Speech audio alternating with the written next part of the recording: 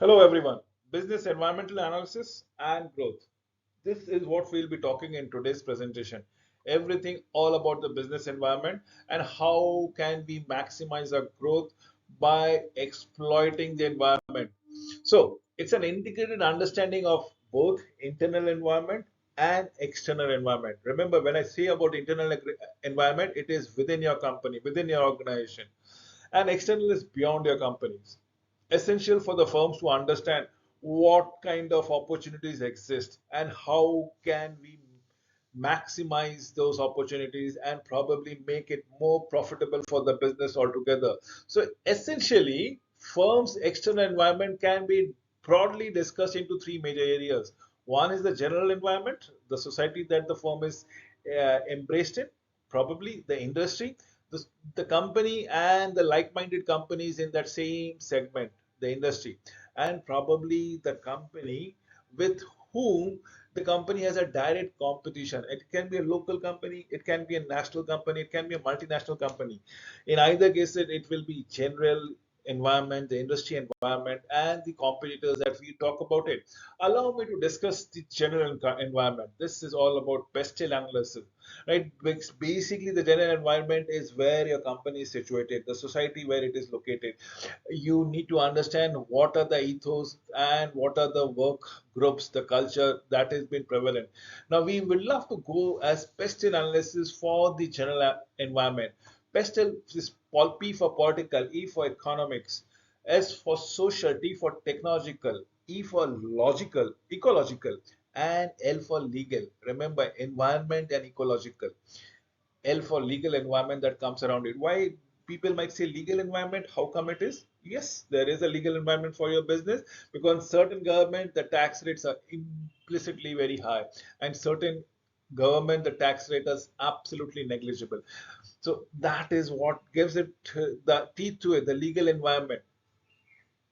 Now, question might arise why tax rates are high in certain government and tax rates are low in certain government. See, simple policies of the government. If the tax rates are high, the collection for the government would be on a higher end. That means, in turn, the government would spend maximum amount towards general public, right? Building infrastructure. But then, if this is an argument that is given for a tax being on a higher end, why should the tax be low? I will again give you another alternative argument. If the taxes are low, people are going to invest in that country.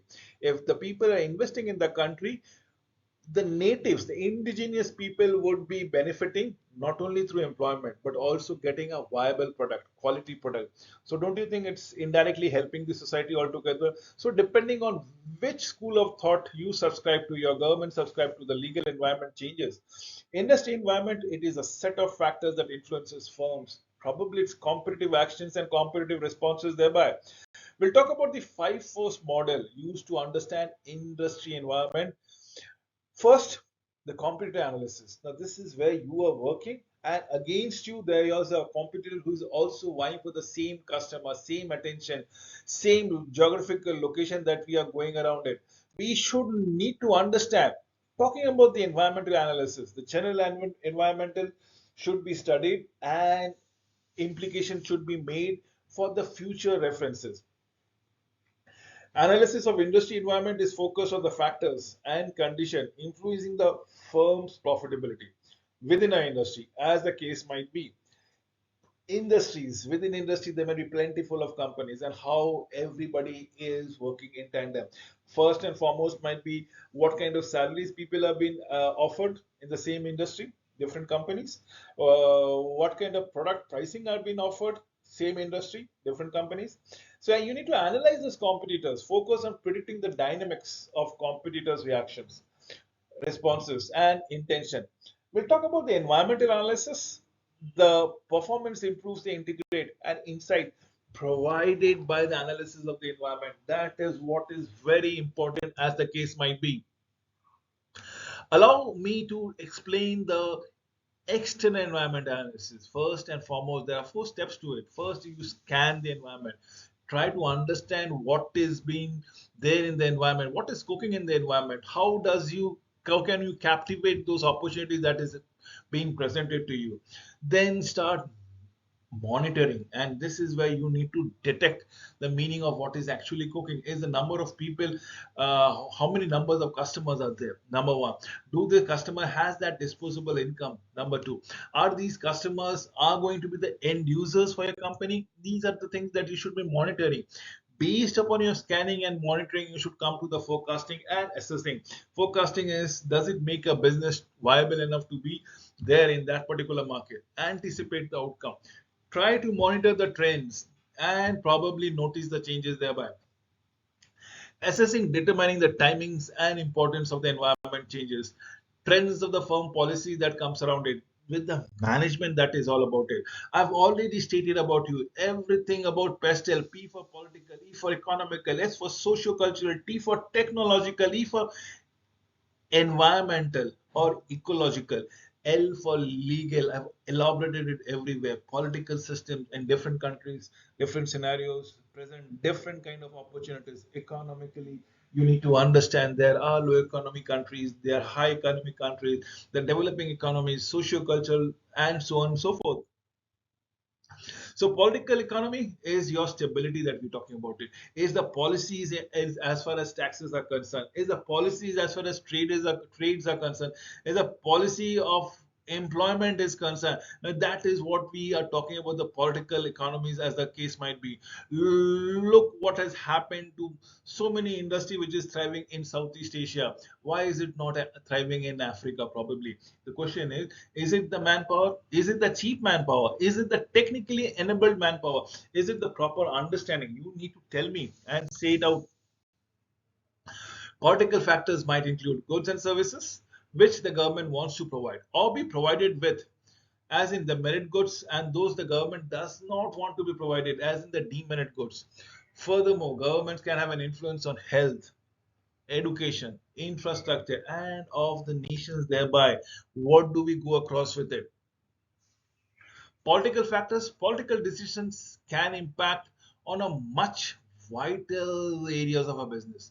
Now, such as what? First, we need to educate our workforce. We need to understand how young the workforce is, how literate the workforce is. If this is done, can we do something for their health? Are they healthy enough? Are they having a decent meal? Are they having enough protein in their meal? What about the infrastructure? Do we have the roads? Do we have the electricity? Do we have airports? Do we have the ports? We need to understand, build such raid and roll system. Then comes economic factors. It's all about economic growth. Money, does it concentrate only on few people's hand, or is it being distributed, equally distributed to the whole population so that everybody can enjoy it? The interest rate that the bank is possibly providing, the exchange rate that has been there, the inflation rate, and so on and so forth. Economical factors, interest rates affects the cost of the capital. Interest rate means you are being encouraging the general public to deposit your money in the banks or withdraw the money in the banks. In case the interest rate is high, people will be depositing in the bank. If it is low, people would not like to employ that money and gain more income through employing the money in cult, or should I say, making much more investment in their businesses. Exchange rates affect the price of the imported goods. Inflation may provoke higher wage demand. Socio-cultural factors, factors that include cultural aspect, health consciousness, population growth, age distribution, career attitude, emphasis on safety, as the case might be. If you want to say this is how things are to be done and things are to be run. Factors include the trends in social factors. People might be very obsessive with having an Android devices, spending much more time out there. Or should I say, there are many society who might be discarding the Android devices, the mobile devices, and probably probably investing themselves in physical sports, having physical activities altogether. Now, both this thing will show different kind of requirement for for a population which is obsessed with Android or mobiles. There would be a industry for only for the mobile, because mobile would be sold in higher numbers and every launches will encourage people to buy a new mobile. But in case it is a physical factor that goes around, the people are working in the field, they are actually working in the sports area and the physical labor that they want to put in. I believe the sports gears ways would be making a good foray. A shoe company, for example, the tire that is looking into it. So you need to understand the social factors, as in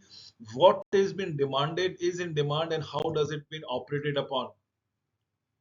The age of the population is also impacts the demand. The younger population, the higher the demand. The older population, the lower the demand. Older population, medicines would be in demand. Younger population, schools and colleges would be in demand. Now you need to understand what is to be looked forward to. Technological factors include research and development, automation, technological change, and you name it and we have it. We are making things lighter, we are making things smaller, we are making things uh, much more personal friendly. You need not be computer literate to operate a computer. With a little of a, we have shifted from character user interface to a graphic user interface, so that graphic user interface becomes much more legible, understandable, and probably accessible by a illiterate fellow also. So these are the things that needs to be taken into consideration. Then we have to determine the barriers to a minimum entry of a production level. You need to keep barriers so that not every Tom, Dick, and Harry organization would open up a business and become a competitor. So this is what you need to go around it. If you think things are not being in place, why don't you outsource those production requirement? Furthermore, technology shift can affect your cost. It can improve the quality. It can lead to innovation, as the case might be. Example are MP3 players. Absolutely, we used to have a Walkman, then we had those iPods. Now we have MP3 players. You name it, we have it. The computer games that goes around it, the online gambling, the high definition TV, the online shopping, computer aided design. You used to have. I still remember we used to have movies. If you want to have download a movie would be a few GBs of data. Now the GBs has been reduced to MB, beyond 300 MB, within 300 MB. So see the differences it has all made. Even if a movie was 1 GB or 2 GB, for 1 GB for the 300 MB, you can have three movies. Now this is what technological factors is all about it. The fifth one is the environmental factors. I'm talking about weather. I'm talking about the climate. Look at the population growth. Look at the pollution that is happening, which is forcing the weather to change. The weather is no longer predictable. It changes, and this is what climate change happens occur. You are seeing it. Because of this change, it affects your tourism, it affects your farming, it affects your insurances. Remember, growing awareness of potential impact of climate effect change is affecting how companies operate, how products are being offered, how they are creating new markets and probably diminishing or destroying certain existing one. Look at the sale of the air condition that is happening because of the rise of temperature, rampant rise of temperature. People who cannot even afford a decent living would ensure that they have an AC in their bedroom, so that they have a decent good night's sleep. Now, what are we looking into? This is something but nothing all about environmental factors. The planet, our planet, is getting hotter. Our planet is becoming more unlivable. Look how it changes. So global warming, the move towards environmentally friendly product. Now with the advent of AC, now we are going to be a bit conscious with the emission of CFCs, chlorofluorocarbons. That is what we have been sensitizing the customers, the end public, the end user about using green ACs as far as possible, so that there are less emission of chlorofluorocarbon. Look how we are trying to mitigate global warming. The last would be the legal factors. That includes Consumer Protection Law, that includes Companies Act, that includes Minimum Wage Act, Equal Remuneration Act. When I say Equal Remuneration Act, it is not only limited to gender of male and female, it can be LGBTQTA community. Also, this demand can have an impact on how the company operate, its cost, and so on and so forth. So this is what we are going, just giving you an example of a pest analysis for a cosmetic industry. Let's say political factors, 2% reduction in excise duty. It's a free trade zone. Now how do we go around it? That means we are inviting foreign firms to open there. uh, duty-free shops out here, for a 2% reduction in excise duty. What are we doing? We are also exposing our population to the best of the cosmetic industry. Economical factor, because there's a rise in the income, disposable income, if I may say so. There is a new people who are becoming millionaires overnight. Socio-cultural factors, income distribution, and social mobility, as the case might be. If we look into it, this is how we talk about it. Let me give you the technological aspect. It's the nanotechnology. Things are becoming much more skin friendly for a cosmetic industry. Things are much more getting disposable. Things are getting to the to adjust to individual taste and preferences. And the last one would be the environmental factors. What about waste disposal? Minimal waste disposable. Everything should be biodegradable. With this, I come to an end of this presentation. Thank you for watching this presentation till the very end.